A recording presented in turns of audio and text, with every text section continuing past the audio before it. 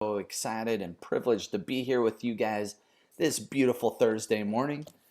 Along with me, we have the OG himself, one and only, founder of East West and Anodyne Pain and Wellness Clinics and Go Wellness, Regan Archibald. Regan, how's it going? It's going really well. How you doing, Cade, Mr. Birthday Boy? We all need to sing happy birthday to Cade. Happy birthday to you. That, Happy birthday to you. So what's the biggest thing that you've learned this last go around the sun? You know, you're in this orbiting planet circling around the sun. So what's your big takeaway from the last year of your life? the the last year of my life, I learned that I could grow lots of facial hair, and and my I, I I'm gonna leave my opinions to my worldviews right now to myself.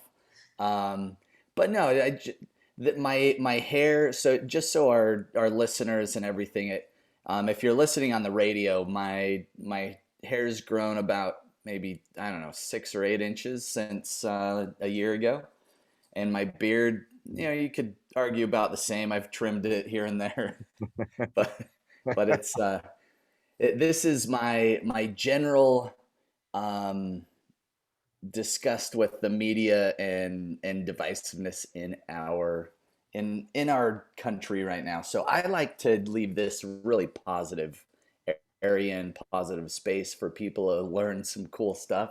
So I'm not going to bring that in here, but yeah, this is like my rebellion against things that I don't agree with.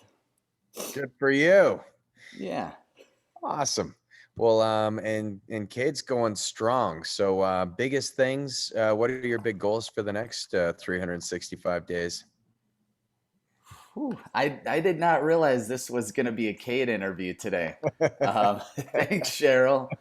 Um, so big goals. I've been working on building muscle mass and really I've really enjoyed all the different peptide hacks that I've been able to just take advantage of by working in the Anodyne family, and so I big goal would be I've been doing really well religiously with exercising, getting good workouts. When we did that workout with Dan, that like inspired me. Okay, I got to start doing some more like traditional lifting Hmm. with some free weights and things like that. Because I've done mostly, I've been doing F45 for it's been almost a year now, and really enjoying that style of workout. That's a lot more cardio, hit, movement type stuff, which I think is really important. But like to get maybe a little more shredded. Nice. All right. Well, good. That's good goals. So happy birthday, and I'll see you tonight. Yeah. So we'll celebrate. So today we're going to talk about some interesting things. I'm going to share some research, some studies on stem cells, and then we're going to talk about kind of the overall review of the 4-week hack of our thyroid hormone and immune reset. And so hopefully today, if you guys have questions, bring those up. This is meant to be a little more of a free flow.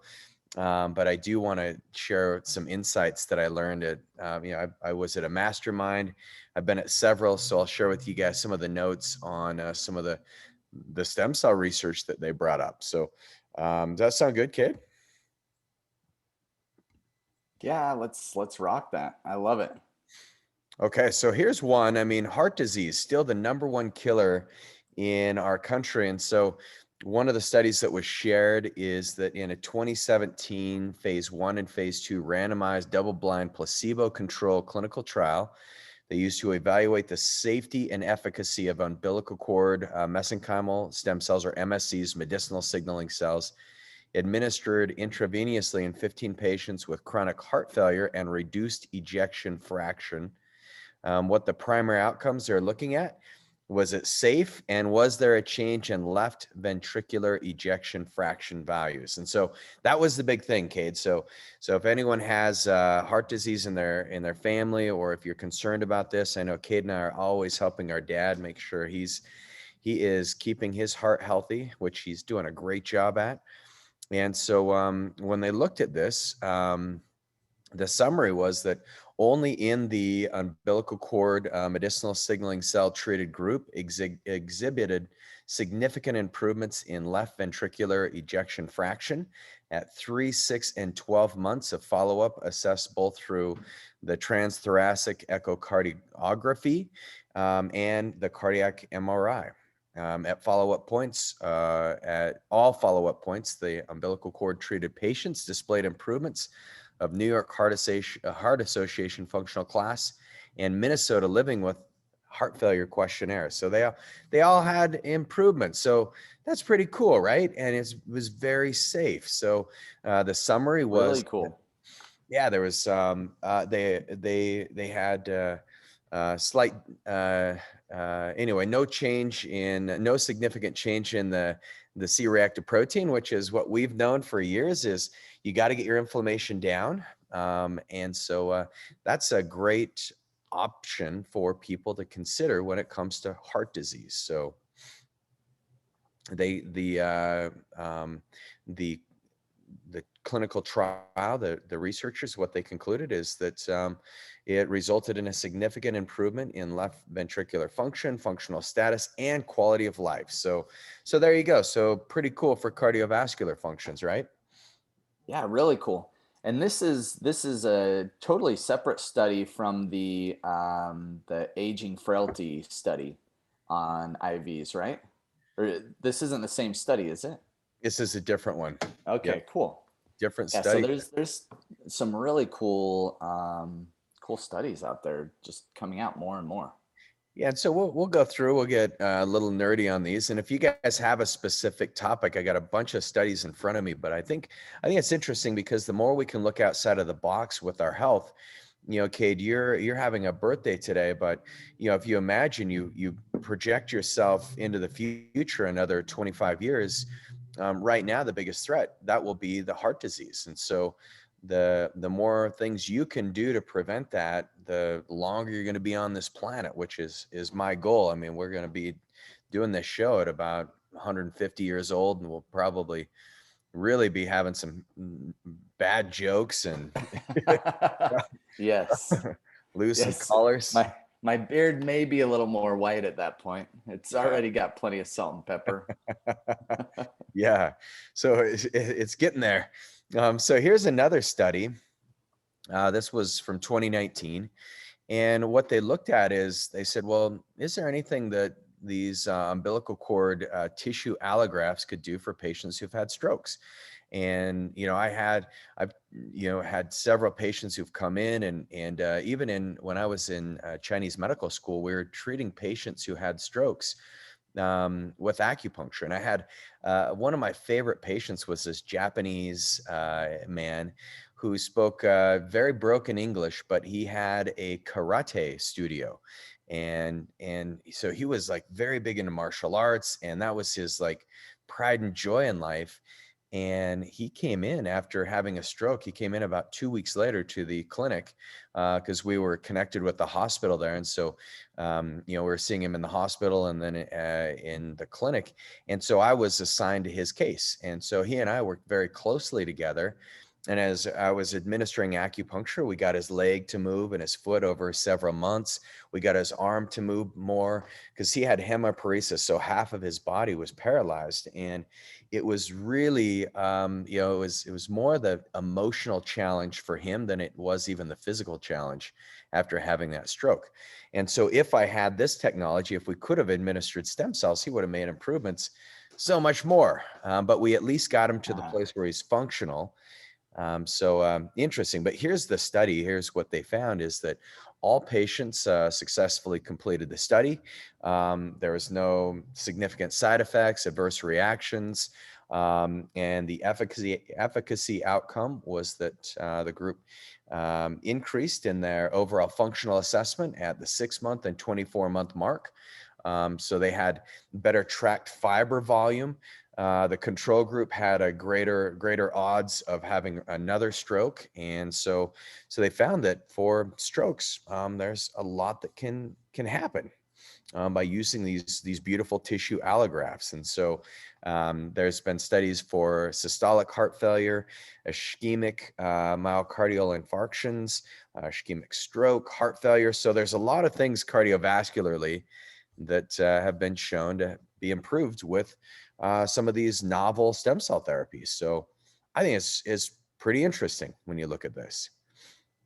Yeah, there's so much, so many, so much amazing data out there, and I think from clinically we've seen some pretty fascinating and just amazing results itself.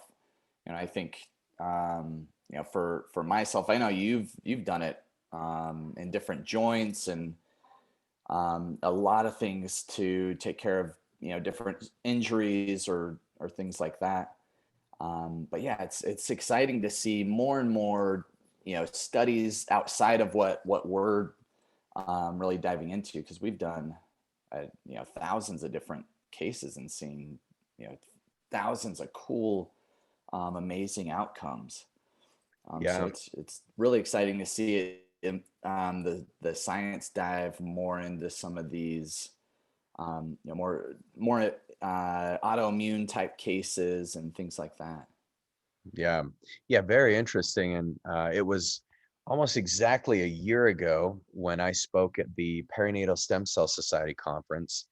And what they'd asked me to speak on is pain and using novel peptides to support these tissue allografts, or these stem cell enhancement protocols that we're using. And so, when I was up there, I mentioned the case of pain because that's typically what we think of this type of therapy for, Yeah. is just pain. And so I said, well, there's a lot that we can do, but one of the big deciding factors in eliminating pain and ending pain for good is the fact that you can use peptides like BPC 157, thymosin beta 4, and that maximizes the outcome and people get better faster. And I shared some results of even using GHK copper. Some Korean researchers found that GHK copper actually helped the stem cell motility and transdifferentiation. So the stem cells took on a particular lineage better than without it. Did you see Lisa's comment? I did Uh, not. No, just barely. So she just wrote in, my uncle had esophageal cancer about 10 years ago, and his doctor heard about cutting edge stem cell trials at the U of Utah. Decided to try it, worked, regrowing esophagus tissue, still alive and doing well today. That is so amazing. that's awesome, Lisa. Thanks for So sharing. cool. Thank you for sharing that. Yeah. Yeah, there's so many cool things that we can do, and if any of you are feeling like, oh man, my healing's kind of stalled out, I don't feel like I'm making progress. We all have days like that, but especially for those of you with chronic disease who, or maybe you're like Cade and you had a birthday and you're thinking, how can I think a little bigger about my health, and what are some things I can do right now that might be very beneficial? And so I've loved the stem cell therapies that I've had, has been so transformative for my own health and life. And I think the more that we're the more we advance into the future, the more we're seeing like great things, like with Lisa's uncle who had the esophageal regrowth from stem cell therapy. I mean, there's some cool studies going on and cool trials. Yeah, so rad. Yeah, I remember we did. It's been almost a year ago when we did our whole team, like all the team members, ourselves. We did stem cell IVs to like, and that was when COVID, all the new stuff about COVID sounded pretty scary. So it was like, and we wanted to boost our immune systems and do some great stuff for ourselves and our team, and just create a really safe environment for everyone involved. And I think Utah Cord Bank gave us some great options to make that happen. That was really cool. That was awesome. And to date, we're all healthy, strong, safe. I mean, it was just incredible. So yeah, these tissue allografts, these treatments, just so you guys know, there's studies that are going on to get it through the FDA trials. We're typically using the 361 product, which means it's not FDA approved to treat specific conditions. So, as we talk about these things, just realize we're using, just like we've always used medicine. We use herbs to maximize your body's health. We use peptides to maximize your body's health. We use stem cells. We use tissue allografts to maximize your body's health, and so not to treat particular conditions. So a lot of these studies are used to treat particular conditions, and I think it's important to note the differentiation between a 351 product, which is a product that is now being looked at as a drug because it's treating a particular condition, versus a 361 is just meant to be used as an adjunct therapy. So hopefully that clarifies it. So here's another study with MS, and I've had a chance to spend a lot of time with the author of this study, Neil Royden. He actually has a clinic in Panama and then another one in Texas. Great guy. He got hit really hard with COVID actually in April of last year. And so he was able to use his own stem cells to get himself out of that pretty severe condition.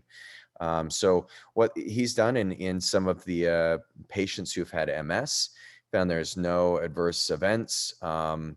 He had some mild adverse events, no severe. 6 were moderate, that's feverish after receiving the treatments.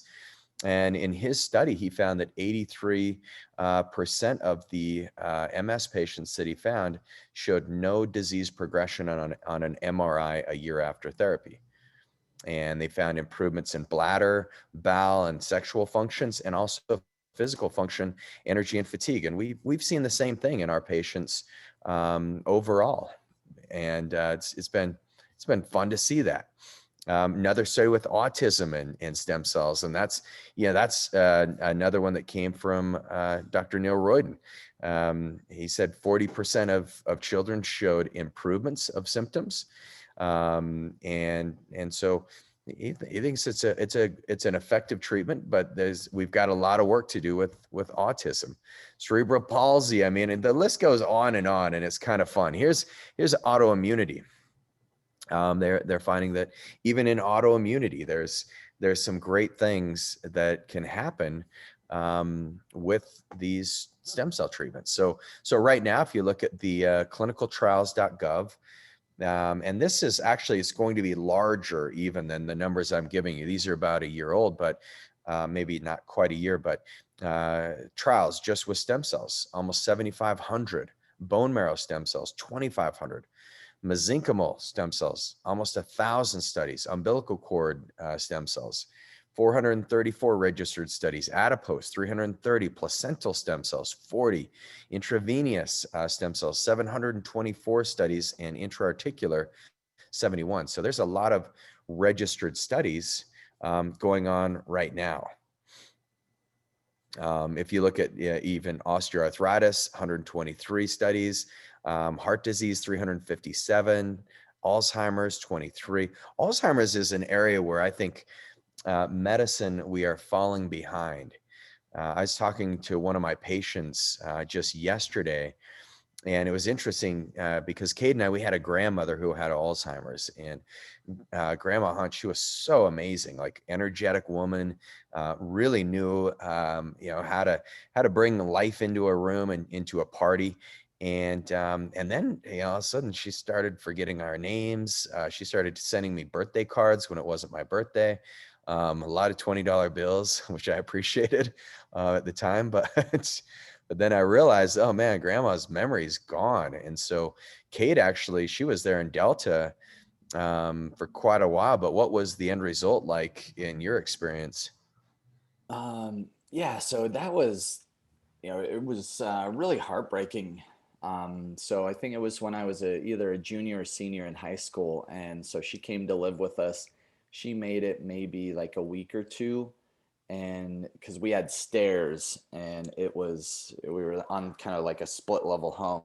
So we had our family room. You remember the Oh house yeah. at Delta, but we had our kind of main living space, and then rooms up here and rooms down there. So there's no way for her to not have to go downstairs. And so pretty soon after she moved in with us, we had to go find a permanent place where she could just be in a safe space. And it was, mom would be with her constantly over at that place, and the I want to call it a care center, but it was kind of a assisted living, and then it turned into like full blown like 24/7 care for her. But I remember the progression from when we were like when I was like 13, 14. It was kind of like a kind of you tease grandma about her memory, just it was not a did not seem like a big deal. To 3 years later, she was like it just reversed. She was like just laid in bed. It Yeah. was really heartbreaking. Really And the sad. progression was so quick, and I don't remember, I was pretty young, so I don't even remember what the treatments that were attempted, or any sort of anything really to help it. Um, yeah, and I think even just looking at diet back then would have been tremendous for her. And I don't think she really had a bad diet. I just think that no fat trend was still pretty heightened. Hmm. Yeah. Well, and it also, she had some significant events. I mean, with her husband dying, and then her daughter dying like within 2 weeks. Her daughter, our aunt, and then our grandfather died of brain cancer like within 2 weeks. And so that's when I started noticing she wasn't as sharp and bright. And so I think there's a lot of these events. I think we had a comment coming through there, Cade. Did you see that? Yeah, so Ruth said now we have the Bredesen protocol and stem cells, and lots more. There Yeah. is a lot more in Alzheimer's than there was. This is going back 20 plus, about 15, 20 years. Yeah. Yeah. Yeah, and it's certainly motivated me to really like start focusing on the brain. Such an important part of life and health, and so hopefully, you guys can see there's yeah, Del Bredeson's book is amazing. The End of Alzheimer's. I think it's someone who he realized in his book, if you read it, that there's a lot that you can do with the change of lifestyle, and just actually really starting to work on your brain, and doing it at a young age is really critical. Diane's asking about she saw there was 35 trials done on macular degeneration. What were the results there? Let me see if I can find those, Diane, because all the studies that I've seen on macular degeneration have been very powerful. There's different ways that they're treating it, so it's really difficult. One of the ways is the intranasal. You can also do the IV, and you use a drug called mannitol. Those are some of the earlier studies that showed very positive findings. And I'm looking through the notes, and I don't see. All I saw is that they referenced those studies, and so I'd have to dive in and see. But I know for macular degeneration, it's responds very well to treatment. Man, there's so many cool things. Um, yeah, because when I heard this lecture, Dr. Horowitz, what he was saying is that the interesting thing about medicine these days is we've kind of surpassed what the needs are in society. We're using these drugs to treat symptoms, and doing these invasive procedures, and in some cases they're fine, but in most cases was arguing the fact that there's safer treatments that are available, and there's a lot of research that's going on. And his job, he's got a clinic in San Francisco, very successful clinic where he's administering a lot of different things, but yeah, it's just keep moving these new treatments forward. So Diane, I apologize. I don't have it in my notes specific um, to macular degeneration. All right. Well, Uh, let's. it uh, Bev referenced last night on the hack. So if you guys, anyone out there listening, anyone on this, if you're not joining us Wednesdays at 4:30, make sure you reach out to Ann, reach out to us to get on those hacks, those health accelerator courses. But she references the brain healing through the gut, through gut healing, which that's what I was kind of referencing with grandma's. Yeah. I don't even think that was like that was not on someone's radar at that point of like let's look at how our digestive health's functioning and see if we can get the right nutrients, the right foods in there so that we can maybe help out with some cognition, some better cognition. Yeah, and I think that one of the things we've discovered in deploying, I don't know, now we're well over 10,000 treatments doing the tissue allografts and the umbilical cord cells. And so what we've seen is that the patients who respond the best, we have about 5% of people who are what we call non-responders, right? Those are people who do treatments and we're just like, we're frustrated because they don't get the result and we're confused. We have the other 80% who get the results and they make the lifestyle changes. They do great. There's about 15% that need more than one treatment. And so that's kind of what we've summarized. But the ones who are the non-responders typically are the ones who are unwilling to make changes in their digestion, in their food intake, and their lifestyle. And it's really hard, no matter how great of medicine you're putting into the body, if people are unwilling to make those changes, like you brought up, Bev, it's almost impossible to get things corrected. Yeah. And that's where it's been really fun working with some of these peptides, because we've seen that these peptides bypass some of the body's blocks, and they can, and Bev, I won't share. I don't want to violate any HIPAA, but I mean, you look at the progress you've made, and it's been so impressive now. And so, there's lifestyle changes that you've made, and I want to congratulate you on those. Doing some of these novel peptides has been an important part of your journey as well. So yeah, and I think all of you, I mean, I'm so many of you who are on here today, you've just made such great improvements in your health overall, and it's been really fun to see. And so that's, I kind of summarized some of that on the stem cells. I can go a little deeper into that, or Bev said it's true, and thank you, and thank you, Bev. I really am honored to be able to work with you. You're just a phenomenal individual, phenomenal person. So should we give people a little overview of the hacks, Cade? Yeah, I think that would be cool.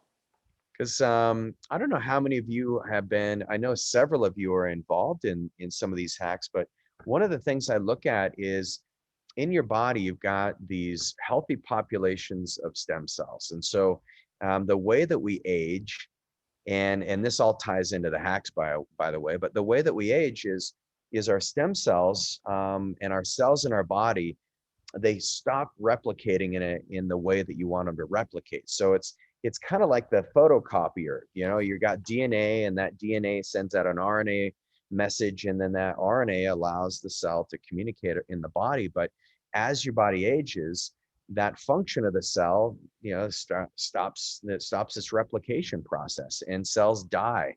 Your stomach cells, for example, they live about 2 to 3 days, and then you have to have other cells that come repopulate those. And so aging occurs when our cells stop populating it. And when a lineage of cells called senescent cells take place, that's when a whole lineage dies. And that's when we age. And so one of the things that we've discovered is yes, using these umbilical cord stem cells and these umbilical cord tissue allografts, what they can do is they can actually help circumvent a lot of the aging. But they don't do nearly as well if you don't have your body, if you're not pushing your body towards greater levels of health. And so that's where we created the hacks. And so the hacks was a concept. And Cade, maybe you can give people some of the background of it, because we ran our 100-day fat burning challenge, and that was really fun. And then, I did some deep thinking and deep work on this for about 2 weeks over the Christmas break, and came up with this idea called the hack, the Health Accelerator Challenge. But maybe you could give people kind of an overview of what the whole goal is in that, and give some perspective for us. Yeah, yeah. So the whole goal and perspective. So we wanted to create, we love this platform and our webinars and doing our podcast. Um, it gives us a stage to kind of communicate better with our patients and people that just want to learn more about their health. We looked at the health accelerator courses, really people being able to dive in more, have this content available in a digital format, as well as have a consistent topic that we're diving into. And the whole concept is if you can change 1% per day over 100 days, you can have 100% improvement. And so that's the whole point, is just making small little changes. And so we have on our hacks, we have it's a health accelerator course. There's also challenges that go with that, that we'll make some challenges each week. And so it makes it fun. It creates a little bit of a game out of it, and it's also a great way for um, people to just start making small changes, because sometimes, especially, I think a lot of people on here in some of our programs, and sometimes it can be intimidating and intense, where it's like, hey, you got to cut all these foods out, and this is what's going on. But if you just make small little changes over a longer extended amount of time, your health, we see a consistent progress. Right. And that's the goal of those. And so this show is called Your Healthy Self, which means if you take healthy self and just do a little move the letters around, you got heal thyself. And so that's the goal. And in my book, Your Healthy Self, my latest book, you can read about this concept of 1% per day. And The Slight Edge is a great book. If you guys have not read The Slight Edge, I'd absolutely recommend that. Another great book that gave rise to these hacks is a book called Atomic Habits. But never before have I seen a group of more engaged and committed individuals, sharing their wins, celebrating, getting advice. I mean, on Signal, which is the group where all of our hack members are, and many of you are on Signal with us. But I mean, there's just phenomenal recipes being shared. We got people sharing how they're doing their ice bath, or their cold shower, a 20-second cold shower. This week's challenge was get rid of plastics. And so, all these fun things. And so people are like, well, what are some ideas that you've got? I'm traveling, and how do you eliminate plastic altogether? And so it's just it's been a very fun community, and I want to thank everyone for being involved, because holy smokes, we're seeing I have people, those of you who are coming into the office are just really appreciative of the community that we've all been able to create around this one central theme, which is the health improvement. Like Cade said, that 1% per day. So Cade, maybe we can should we go through some of the challenges that we've given them? And Yeah, let's do it. I know the past 4 weeks has been more on thyroid, autoimmune, and hormone health. yep. So we're shifting gears this next. So I think letting people know what they can expect if they join us in March. But Yeah. let's go over the challenges first. Sorry, I'm getting ahead of you. Okay, no, it's all good. So yes, and for those of you who are not registered, our next big kickoff is March 3rd, just like Cade said. And so that's going to be our ending pain and our movement session. So we're going to be talking a lot about how you get your body moving for life. Because Cade, I know you're a very active individual. You love getting out and snowboarding, which we're going to be snowboarding tomorrow. I can't wait. Cade's also, you know, just super into fitness, squatting. He's strong as hell. He's, you know, he's just got some great things physically. But I don't know, Cade, but do you think that would ever change in your life where you'd think that movement is not important to you? No, never.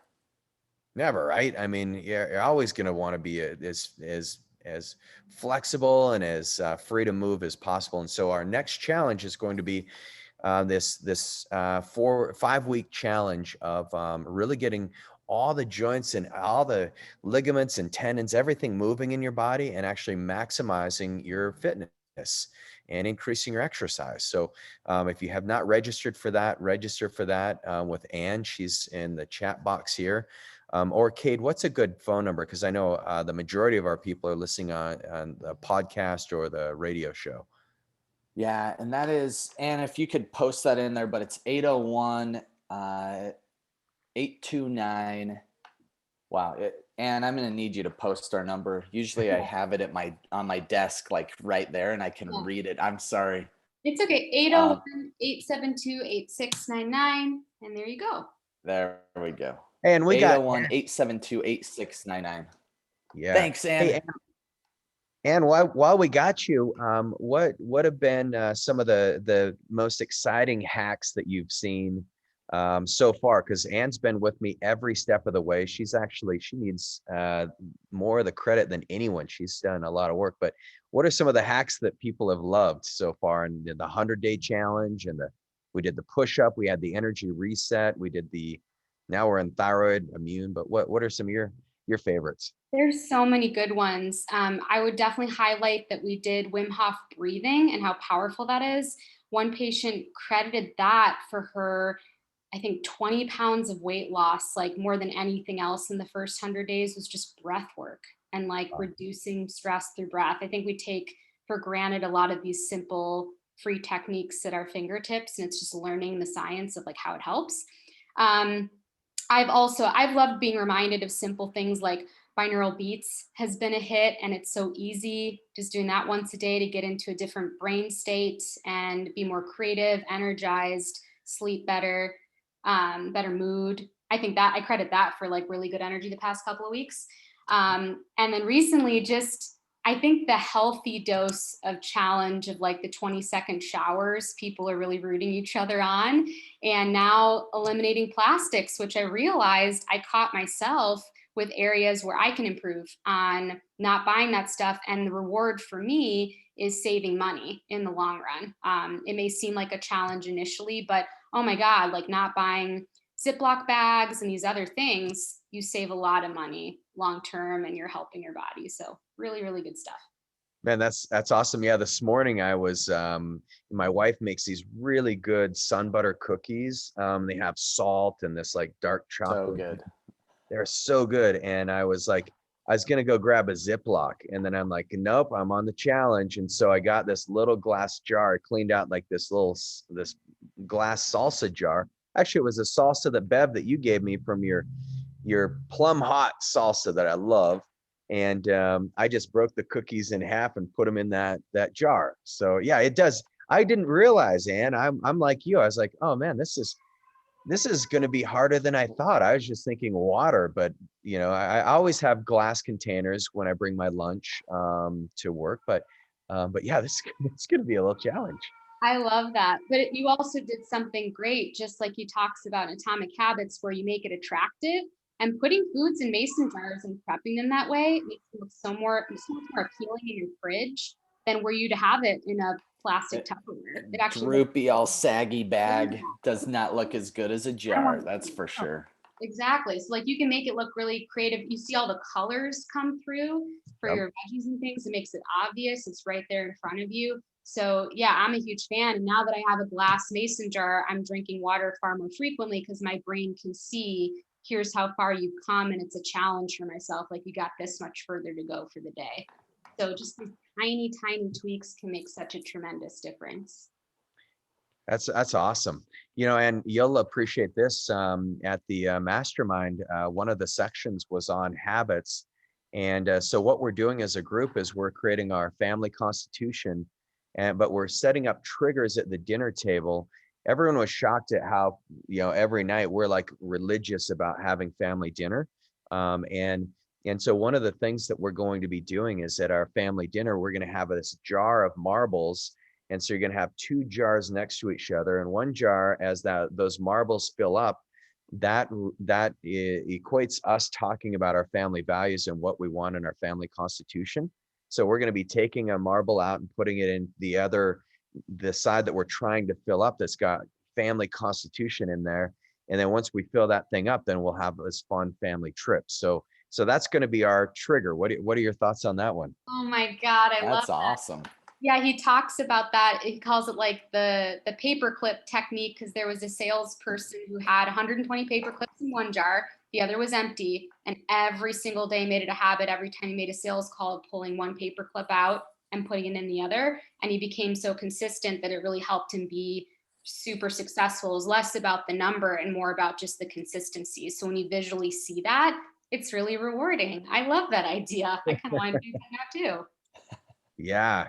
Yes, it's super fun. And then my son and I have been working out, and so we have the same thing. We have little triggers that remind us every night. We write down what's the workout. We give each other like a bedtime, and so he goes to bed at 8, I go to bed at 9, and then we wake up.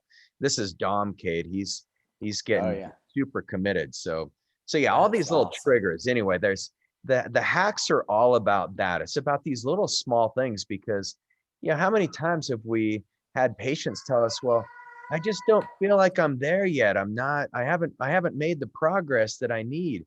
And I'll say, well, I'm looking back at your chart and you've made phenomenal progress. I mean, your digestive system's doing better. You've lost weight. You've got better mental clarity. And sometimes we forget how much progress you're making, because it's not about what you can do in the next week. It's about what you can do in the next 3 years. That's really where these habits come into play, because just like you've got, oh, there's Olive. Hey, Olive, how Can you you say doing? hi? Hi, sweetie. What are some of your healthiest habits, Olive, as a Say, 3-year-old? what's your healthy habits? As she's 2, Oh, and, not even 3. That's right. and it's December is her dressing up like Princess Anna. That's ultimately what it is. birthday. She wanted to say hi to everyone. Say hi. Yeah. All right, go see mom. That's awesome. So here's some comments coming in from you guys. Um, love the marble idea. Yeah. Oh yeah, Bev, even my drip coffee pot has a plastic water tank and then drips into the glass. I know it's frustrating, isn't it? um, I'd use a Yeah, French that's press, Bev, and that's really helpful for me. French press is where it's at.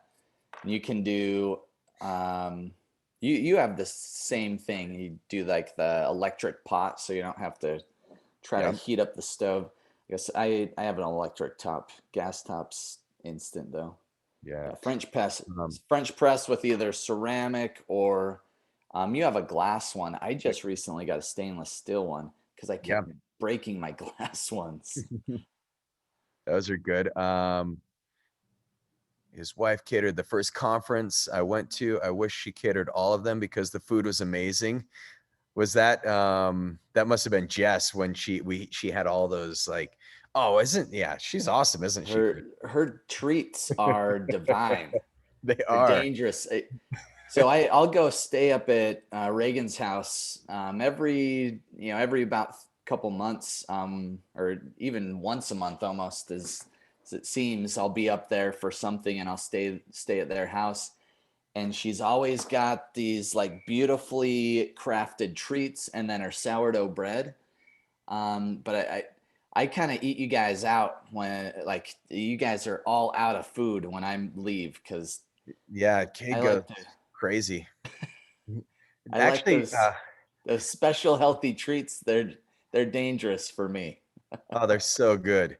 Yeah, we appreciate you eating them though. I mean, well, I do. I love them, and Jess is always appreciative of people liking her weird stuff. So I'm gonna let her know, Kristen. Thanks for for commenting.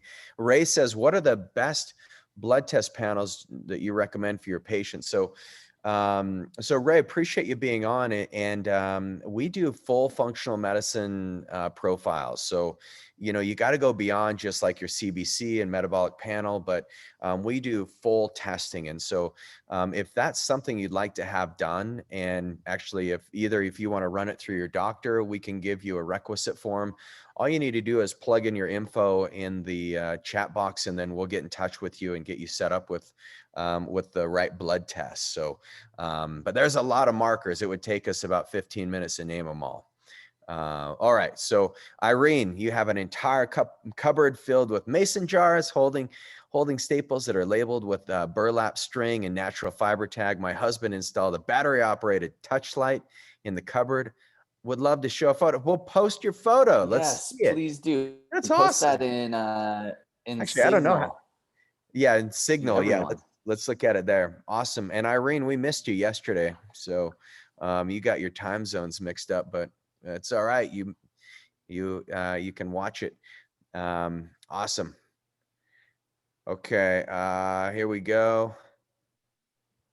Okay. Oh, thanks, Oh, Allison. thanks, Allison Allison. said one of the things I love about East West Anodyne is that everything is that is promoted and recommended. None has negative side effects, as often happens with pharmaceuticals and surgery. Yeah, and we've been able to help you avoid a lot of those things, and I really appreciate that, Allison. That's awesome. And sharing her French press, the 51 ounces.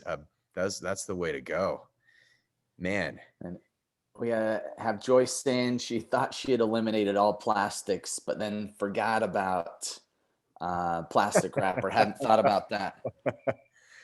Ah, man, isn't it crazy? And then Lynn's asking, what about BPA? So on the BPA free, so there's other chemicals that, BPA is just what we learn is that's an endocrine disruptor. And what that means is it's the reason why we're trying to have people eliminate plastics and glyphosate and all these things is because they do disrupt your hormonal balance in your body. And unfortunately they do lead to cancer, and BPA is one of those that it's found everywhere, especially in the babies. We have babies coming out of the womb and their endocrine system is just starting to develop, and they don't have the flora in their gut, but yet they're consuming these chemicals because we're heating up the bottle in the microwave and this plastic, and then they're sucking on it all day every day, and it's the most fragile time of being alive. And so BPA is just one of those, but even the BPA free plastics, you want to eliminate those, Lynn. And remember, we have an 80% rule. So if you do happen to have some great leftovers, that are in a plastic container right now, well, still eat that, but get rid of it in the future. But even the BPA free still is going to have chemicals in it. And one of the big things, I would have said eliminate glyphosate, but we talked about getting rid of those foods that have, that are non-organic. They've been sprayed with Roundup, because what we're learning on glyphosate is that can be disruptive to the gut, because it's a glyphosate, the active ingredient in Roundup, is actually a registered antibiotic. And so I don't know about you, Cade, but taking a broad spectrum antibiotic on a daily basis is probably not going to help your next birthday be better than this one from a health perspective. No, definitely going to cause some problems long term. Yeah, and I think that's we talked about this last night, but where a lot of people, they can eat bread in Europe, where they typically don't have a lot of these same chemicals that they spray on their crops. But then they eat some bread in the U.S. and it makes them feel crummy. Yeah. Yeah, so that's like case in point right there. Yes. And Anne mentioned she's doing the Ion Gut Health and Nasal Spray that's meant to heal leaky gut from glyphosate damage, toxins, and allergens. Relatively inexpensive online. Um, so, so yeah, that's great. Judy says, "What about Tupperware and seal?" So I use the glass container, but I do. There's there you have to. There's like a plastic lid, There's a but you're rubber seal. yeah, it's a rubber seal. And so that's fine, but because your food's not touching the plastic. So all right. Oh, Seal-A-Mill. I'm not familiar with Seal-A-Mill. Yeah. Okay. So yeah, Anne's saying, okay, Judy, get in our signal channel. So yeah, we want to see you guys there. In the signal channel. Diane says, I've taken a lot of plastic use out of my kitchen, but I can't think of how to freeze my organic chicken thighs without using plastic bags. I bring my veggies from home and store them and put them in a large stainless steel bowl with a plastic lid in the fridge. Um, so that is a tough one with the chicken legs because it is nice to freeze those. And actually, we do the same thing. So, Cade, Ann, do you guys have any insights? I have to make sure that I was sharing these bags yesterday that they're good. They're even like dishwasher safe and like reusable, but made of silicone. And I think that they're freezer friendly as well. I'll have to check, like certain brands allow for that, so that you can still store them in the freezer that way. And they look like Ziploc baggies, but they're just different material. Yeah. Oh, cool. Okay, That's a good option. that is a really good option. Yeah. And oh, thanks, Allison. I knew Allison would have some insights on this. She's a wizard. There are food grade cellophane bags available for freezing food. There we go. Okay. Bev said she found some nice fabric tops and wraps, but they have a waxy type coat. Exactly. Yeah. Um, yes. And Irene just ordered a stasher bag, freezer friendly. Okay, so look at that. Like, see, this is what a community can do. It can help us all take shortcuts and make better choices together. So that's what the hacks are designed to do, and that's what our communities, what we've created is let's get some science and let's start like looking at our behavior in our life, because so often we don't look back and reflect on the choices that we've made. We all got used to just putting everything in Ziplocs, right? Or we got used to just let's drink. I'm always shocked at how many houses I go to, and all they have is little plastic bottles that you can go drink out of. And I'm like, I don't know if that's going to be safer in the long run than just drinking tap water. But there's all these little things that we just don't think of. And so subconsciously, what we're trying to do is bring it to your conscious brain so you can actually start making choices that will potentiate your health in a much bigger direction. So let's we got time for one more comment, and Cameron's telling us it's time to wrap up. So Diane says, I'll start using parchment paper too. Yes, watch out for the aluminum when you're wrapping things up. And then Allison's, can you recommend a good water filtration system for the kitchen? And you posted one in our Signal group. I thought that was fascinating. It removed the glyphosate that they spiked the water with. But do you remember the name of that one? Oh, Aqua True. So Aqua, AQUATRU. So I really appreciate you guys, and thanks for being part of our amazing community. Get in touch if you have not had blood work done. If you're say, hey, I want to boost my health, well, give us a call at the clinic. Let's get you in and get you some help. Otherwise, we will see you guys on the Hack Wednesday at 4:30, and then we'll see you here again next Thursday at 9:00. Beautiful. We'll see you guys next time. Have an amazing day, amazing weekend. Love you all. Love you. Bye-bye.